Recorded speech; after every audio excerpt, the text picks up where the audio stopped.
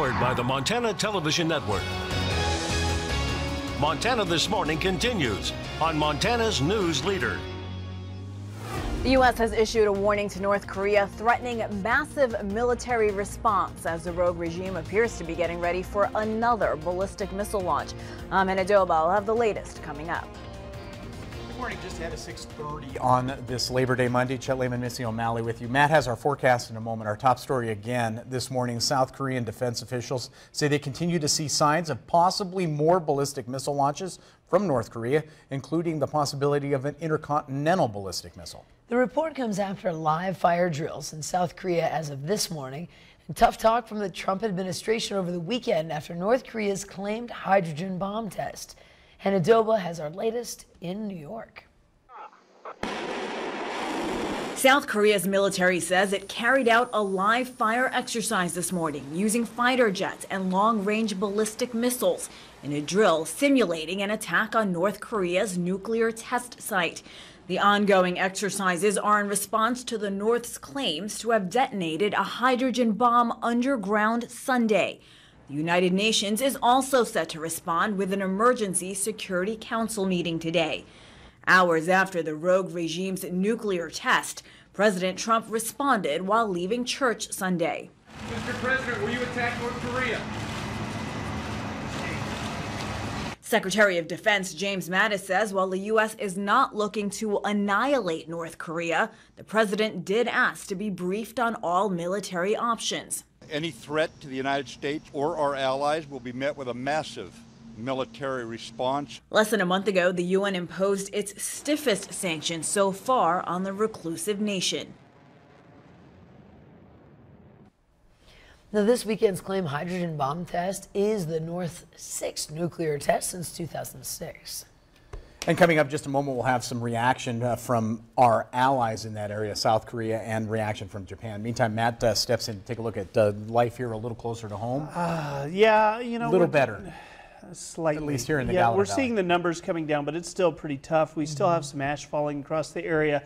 Air quality is unhealthy for sensitive groups for Bozeman, unhealthy for Butte. It looks like we're going to be dealing with some pretty nasty stuff throughout the next several days. Temperatures actually fairly mild for the morning, about 8 degrees warmer than it was this time yesterday, but daytime highs are going to be much cooler as you get later into the day. Unfortunately, we're going to be dealing with a little wind along with that, and that means that we'll probably see that smoke blowing around as well. We'll talk more about what you can expect in upcoming days in just a few minutes. Thank you, Matt. Now 6:32 on this Labor Day Monday. South Korea responding to North Korea's claimed hydrogen bomb test with its own show of force. A defense official says they were meant to send a message that Seoul can wipe out North Korea's leadership and its nuclear test site. Ian Lee has more from Seoul. South Korea this morning came out with a strong show of force, testing a ballistic missile that could hit the Ponguri region. That's the northeastern part of North Korea where they have their nuclear program. They also tested F-15 air-to-surface missiles, long-range missiles that could also go after North Korea's nuclear program.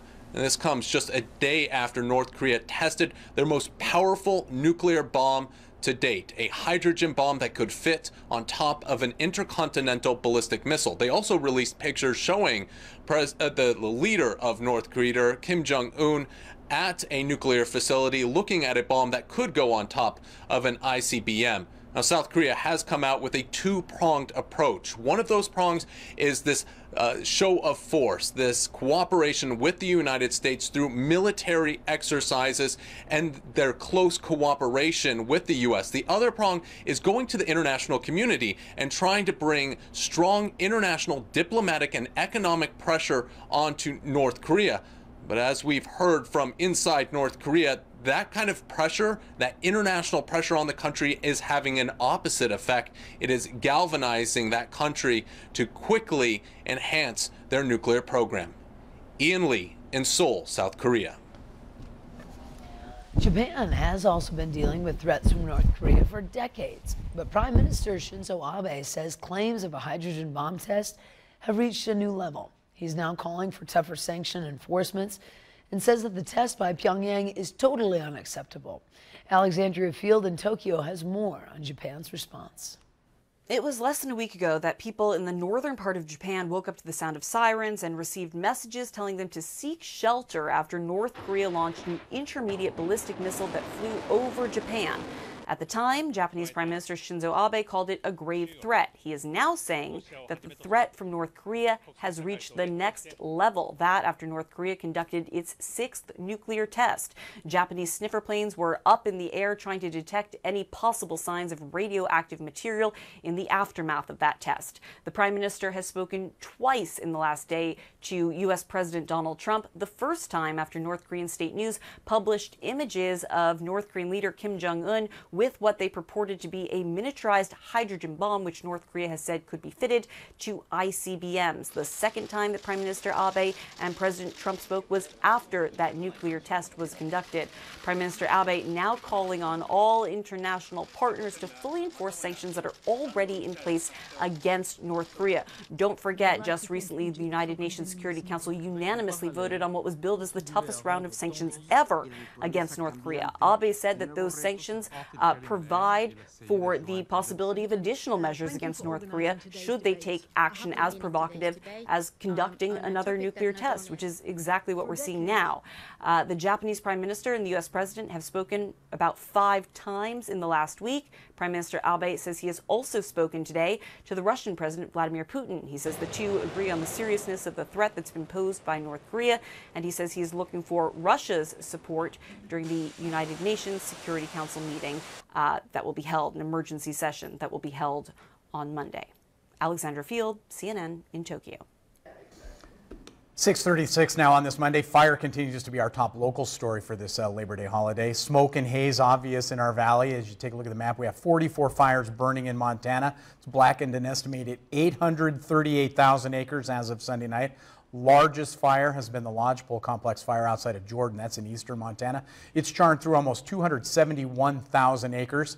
It did take some structures, fences, and hay needed for winter feed. It's been under control for quite some time, but still listed officially at 93% contained with some continued smoldering. Again, we have more fire updates for you as well right now.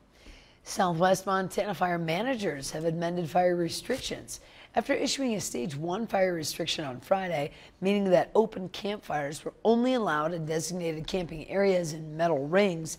The amended restrictions are now prohibiting all campfires. We had an increase in fire activity this side of the Continental Divide, which took more of our available firefighting resources that would help us with initial attacks. Now, another reminder from the Forest Service is to make sure that if you are hauling a trailer, that safety chain is securely fastened. The metal rubbing against the road can easily spark a fire. And of course, we are experiencing a lot of smoke in our area, which may be irritating for some people's health. If you are experiencing allergies or trouble breathing, there are some simple things you can do to get relief. Limit the amount of time that they're spending outdoors or in outdoor activities. When they get home, try to limit the amount of time that they're keeping their windows open. Now, another misconception is to go to a hardware store or pharmacy and to buy felt masks. Dr. Zakarson says that these will not protect you from the smoke, and a mask with an air purifier would be much more effective. Shifting gears just a bit to kick off the fall semester, Governor Steve Bullock paid a visit to Montana State University to see a new cutting-edge program. Gallatin College has partnered for the photonics program. 2-year program trains students in photonics, laser, and fiber optic fields. Governor Bullock says this is exactly the type of trade program that Montana needs to put kids into high-paying jobs. When I go around, the thing I hear most from employers is they need talent and trained workers. And that does not always require certainly a 4-year degree. So we've been working on apprenticeship programs. We've been working on the 2-year programs where what folks really need is the skills that'll get them a good paying job and get them out in the workforce. So this is just one of those prime examples of that. By the way, that photonics program was introduced at Gallatin College last year. And we do have an update for you this morning on the canine respiratory infection for the Bozeman area. Testing by Cornell University College of Veterinary Medicine determined that a case of respiratory infection is in fact canine influenza. However, It's only one case, and Merck Animal Health, who has worked on that local vets at a Hardaway veterinary hospital, said that this is the only one confirmed case that influenza and that the public should not panic. Now, in addition, the Centers for Disease Control are reporting that a very small percentage of dogs have died from the disease. Now, with new testing from Merck and Cornell, veterinarians say that there are few things that dog owners can do to prevent the risk of exposure. Bring your dog to the vet first thing with the sign of any type of coughing. Avoid heavily dog-populated areas, and call groomers and boarders to see if any of their dogs in the facilities have been diagnosed with a respiratory infection. Well, some 800,000 undocumented immigrants await news of possible policy change of President Trump's decision on deferred action for childhood arrivals program, and it should be official within the next 48 hours. CNN's John Lawrence has more. The dream may soon be over for nearly 1 million people living in America. It's a very, very tough subject. We are going to deal with DACA with heart. President Trump is expected to announce an end to the Deferred Action for Childhood Arrivals program on Tuesday, according to 4 sources who are familiar with Trump's thinking. The plan would have DACA repealed in 6 months. If repealed, that means many undocumented immigrants who arrived in the country as children could lose protection from deportation. I came to the U.S. with my family in 2005 as a 12-year-old. I came here when I was in 2004. I was like 9 years old. President Obama put the policy in place 5 years ago through executive order. There are 800,000 DACA kids who were brought across the border. The median age, I think, is 6 years old for those 800,000 when they came across the border. They should not be punished for the sins of their parents. 2 sources familiar with Trump's plan say he hopes to give Congress 6 months to legislate a formal replacement for DACA. The president's priorities on immigration are to create a system that encourages legal immigration and benefits our economy and American workers. This is a complicated issue and something I'm sure that the president will consider carefully as it relates to the economic impact. Senator Bernie Sanders says if the president ends DACA, it will be one of the ugliest and cruelest decisions ever made by a president in our modern history. And on Tuesday, those 800,000 dreamers will find out whether or not their American dreams will be coming to an end. Officials from 10 states had said that they would give President Trump until September 5th to announce an end to the program. I'm John Lawrence reporting. 6:42 here on your Monday morning. It is time for a break. When Montana This Morning continues, summer is almost over, but tick season is still in full force. We have more, but in just a moment, let's check with Vladimir Duthier to see what's happening for CBS This Morning. Good morning. Ahead on CBS This Morning, we'll talk with CIA insider Michael Morell about U.S. options in response to North Korea's latest nuclear test. And meet the Houston officer who helped save more than 1,000 flood victims while in the middle of treatment for stage 4 cancer. We'll see you at 7.